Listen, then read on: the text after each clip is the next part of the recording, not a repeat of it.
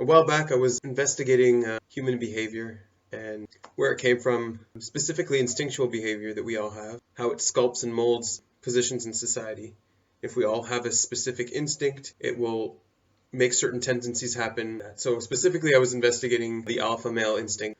After I looked into the alpha male instinct, I was sort of interested in where it came from on the evolutionary scale, where it was introduced.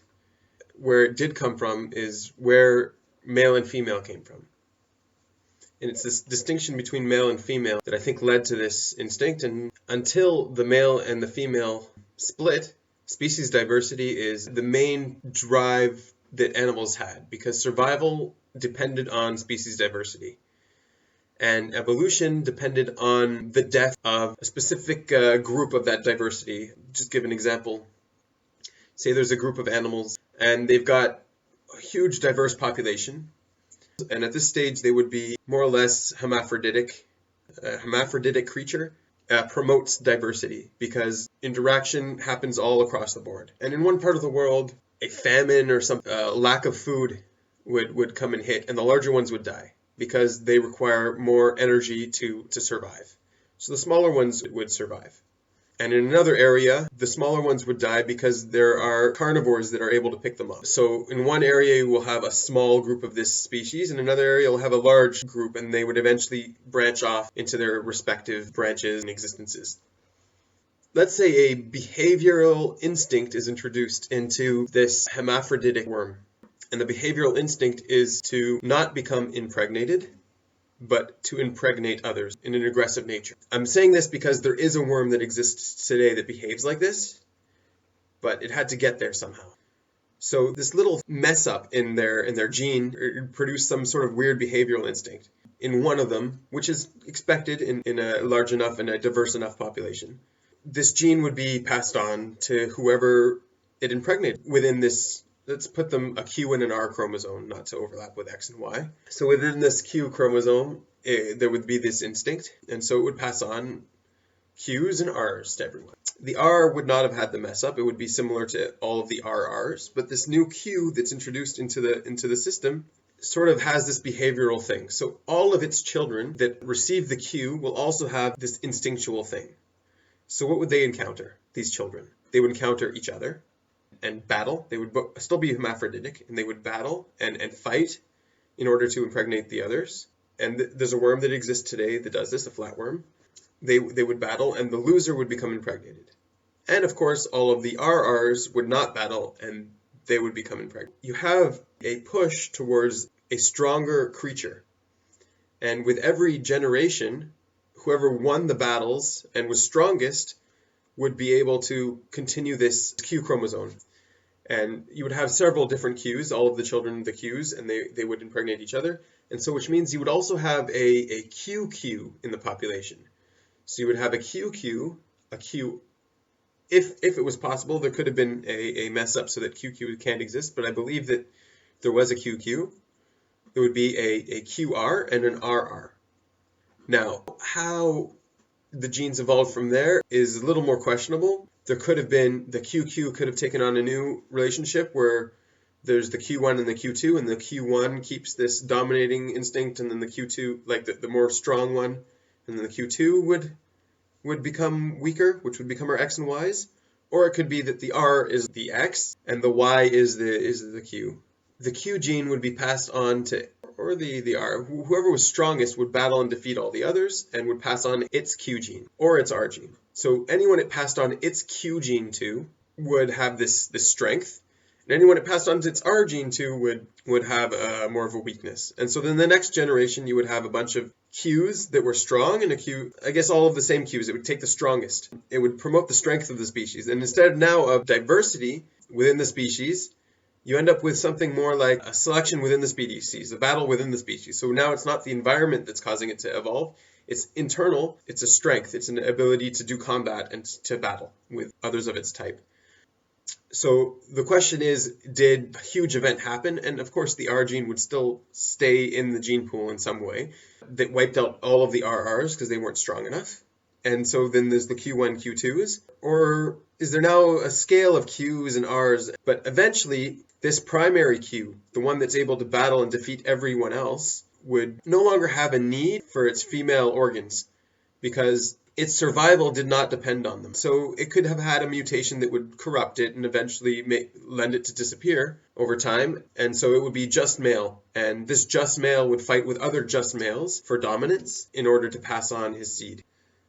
And you would end up with others who required a female chromosome to reproduce. The RRs definitely, if that's what continued, the RRs definitely did not require a male chromosome because they didn't have that little switch in their brain that made them battle. And they were a weaker gene because they weren't driven to strength. And they would be impregnated. And they wouldn't require a male because they wouldn't be able to impregnate anyone else. On the sides, they would be able to, but they would lose the requirement for a male organ.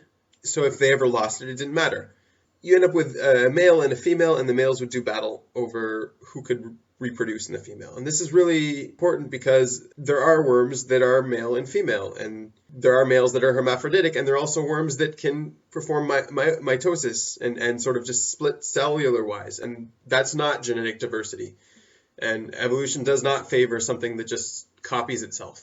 So this would have really accelerated evolution from that point on. The battle, this alpha battle. And it's really the source of our drive for competition. Men are also one of the most cooperative. That might have come from a different location, but I'm talking more about the alpha battle here. And I know everyone has a competitive nature, even females. And that's it. That's the source of our competitive nature. And how it reflects on us and how it influences our behavior is really important because it does lead to wars, and it does lead to conflict and fighting and things like this.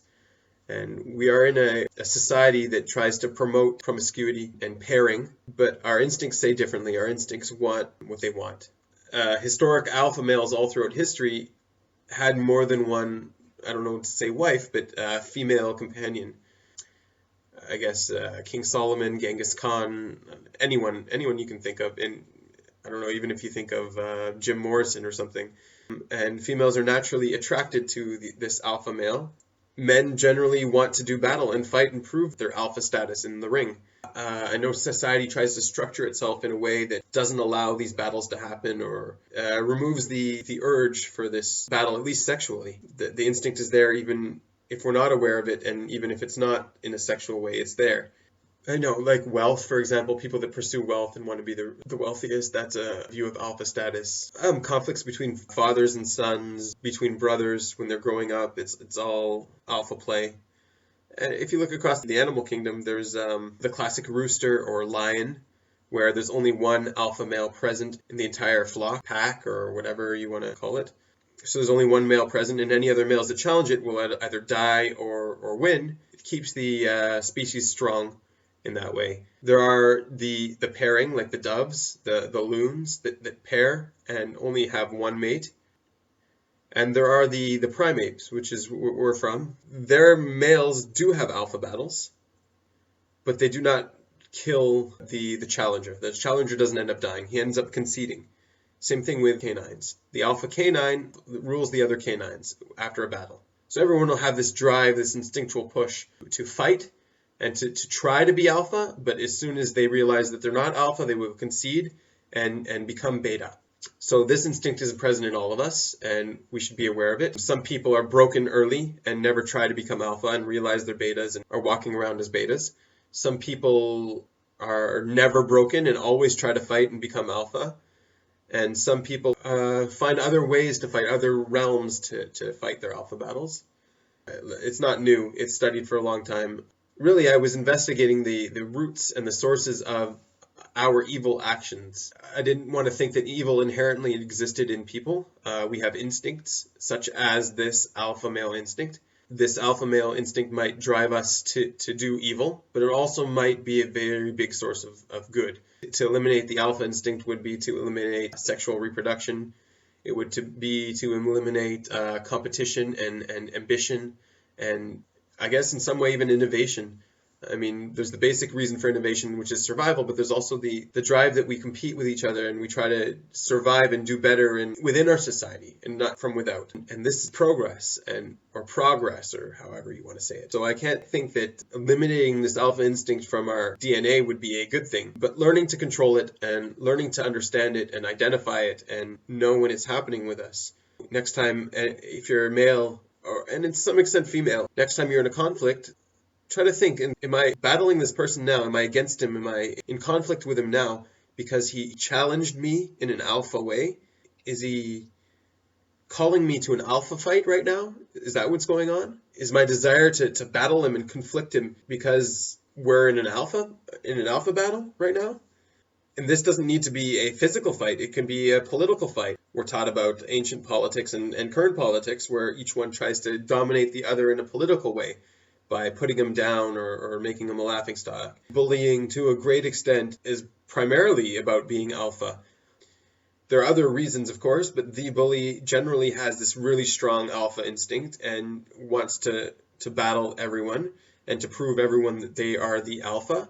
That's not enough for them. They have to constantly feel and identify with the fact that they are the alpha by bullying other people around. They're proving not to others, it's not about to others, but proving to themselves that they're alpha. And that's really the lack of the bully, where he's not doing it. Everyone else can have accepted him as the alpha, but he's still bullying people. The reasoning behind that would be because he himself wants to prove to himself that he's the alpha. It makes him feel good about himself. There are studies that show bullies are predominantly in younger children.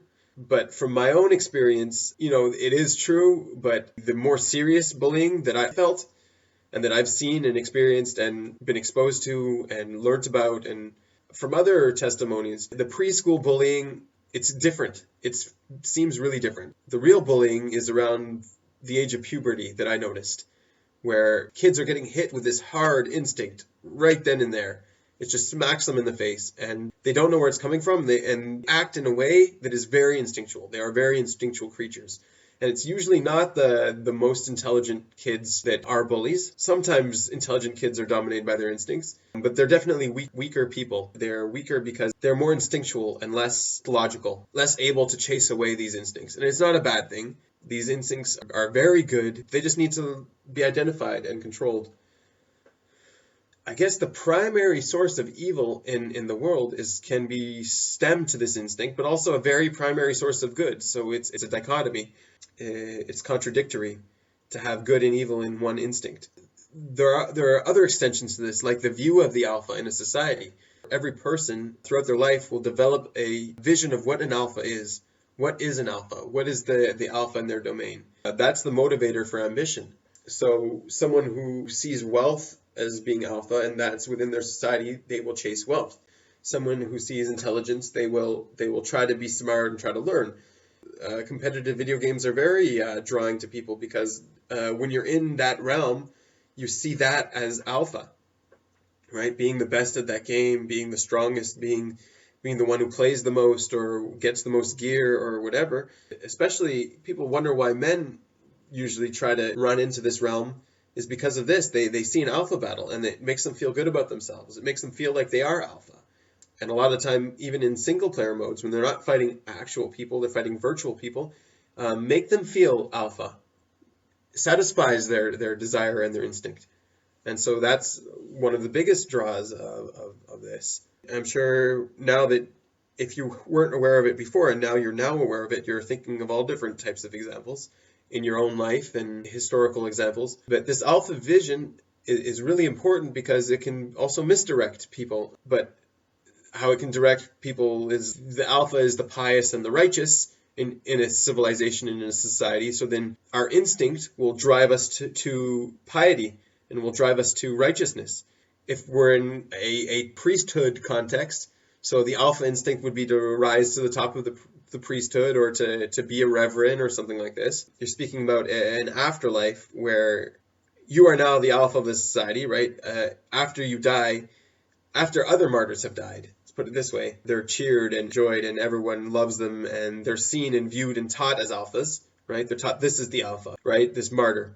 And also they're given a sexual drive. Not only is there a sexual drive to be alpha, but also they're rewarded. They're saying, oh yeah, you'll have virgins in the afterlife, or whatever they decide, be it wealth or whatever. It's also it's a secondary alpha drive to push them to that. This vision of an alpha would be placed in a society and placed in people's minds, and this is what people would strive to. Would be the direction to their ambition. The music world, film, and media, a great detriment to American society, and it's spreading throughout the entire world, is to make the entertainer the alpha, and to have the idea that whoever entertains is now the alpha, whoever is a public figure or someone. It's, the drive to fame is purely alpha instinct, but entertainment is important. But I don't think a society would directly benefit from having entertainers as the alpha, because you would have a society that didn't do anything in the end of the day. They would just entertain people, which, it's needed, it's required in society, but it's not a healthy alpha vision. It's not a productive alpha vision in a society. Same thing, financial gain. If it's taken to the extreme, you'll steal. Put it that way, you'll steal. You'll steal money. And I'm not speaking about theft that's punishable by law, but I'm speaking about, if you're a boss, you will reduce the wages of your employees, so you'll get more of the profit, which in my mind is a type of theft. You'll exploit anyone and everything in order to get more money. If your vision of the alpha is money, you will cause other people not to have it. Money in and of itself is meaningless. It's representative in different societies for different things, but it could represent work. It could represent labor, gold, but it's representative. It's not meaningful in and of itself. I don't want to get off topic, but I mean, to strive for this idea that is supposed to represent labor, and you can have more money than any honest working person could make in an entire lifetime just by having several of them under you. That's not a goal that people should have. If there's no one competing for it, it'll be all that easier to get it. So you could promote this idea, but it's not something that society should definitely hold as the alpha view, and we should hold these type of people accountable for their wealth. I'm not saying all wealthy are bad, and some people come by it quite honestly, and some people come by it quite without stepping on, I guess, too many heads. The whole point of it was this original evolutionary point where this instinct came into our being, and I believe that a lot of other instinctual behaviors that we have came from some type of gene, are present in some gene somewhere along the evolutionary line.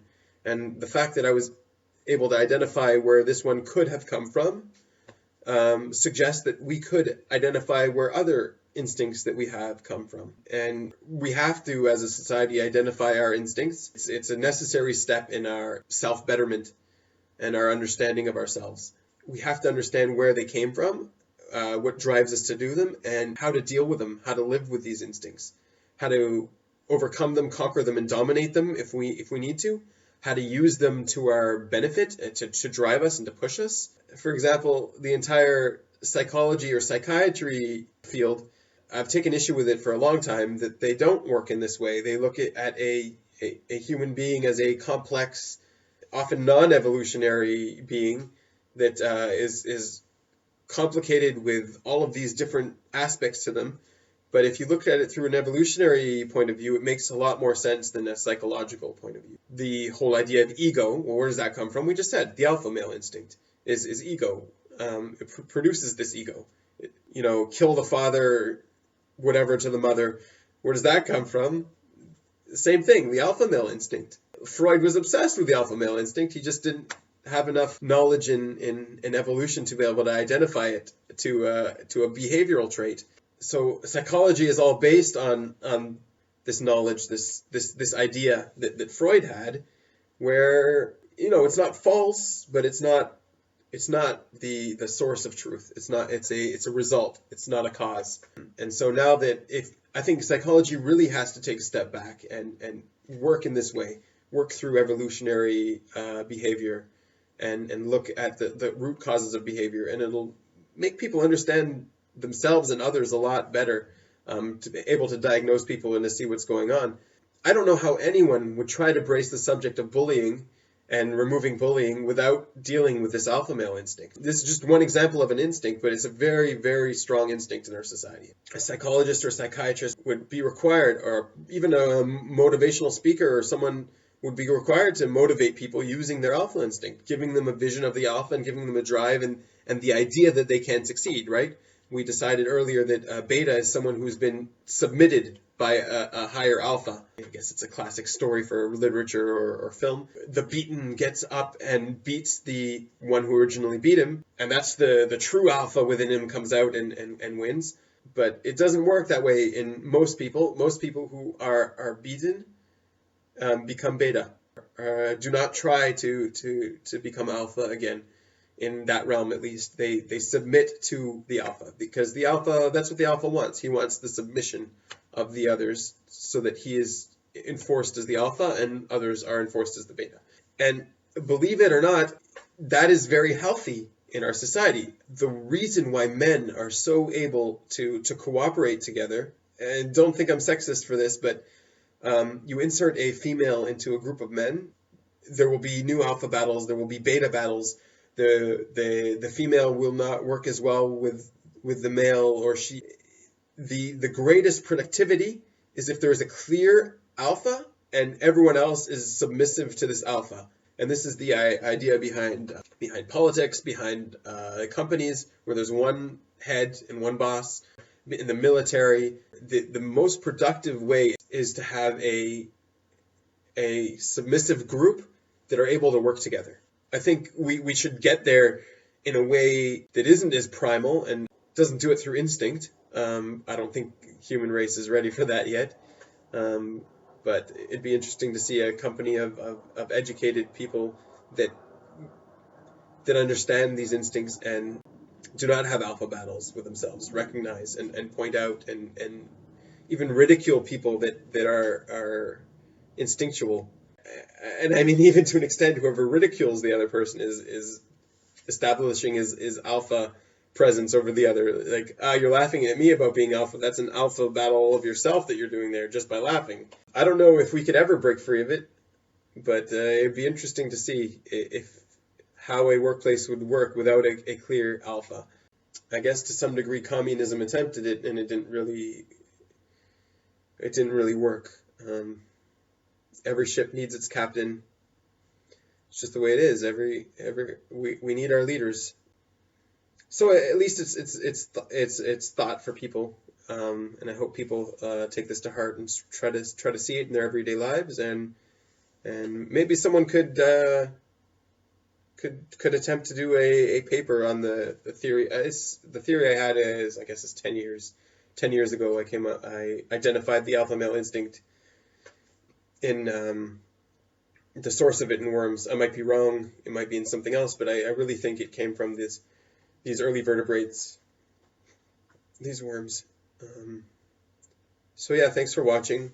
I'll try to get other videos. Right now it's late at night, I gotta go to bed, but I'll try to get other videos out whenever I have the opportunity. If you have questions and things, feel free to write and comment, and if you disagree, also the same thing, it's cool. I respect your disagreement. I could be wrong and you could be right, and it'd be cool if you could show it to me. As someone that's in the field, maybe someone knows something that I don't. I'm sure most people know something that I don't, but maybe someone knows something that pertains to this issue specifically that I don't know. And I would be really interested in hearing it, reading it, or even a confirmation, something that could reinforce the place where I'm coming from.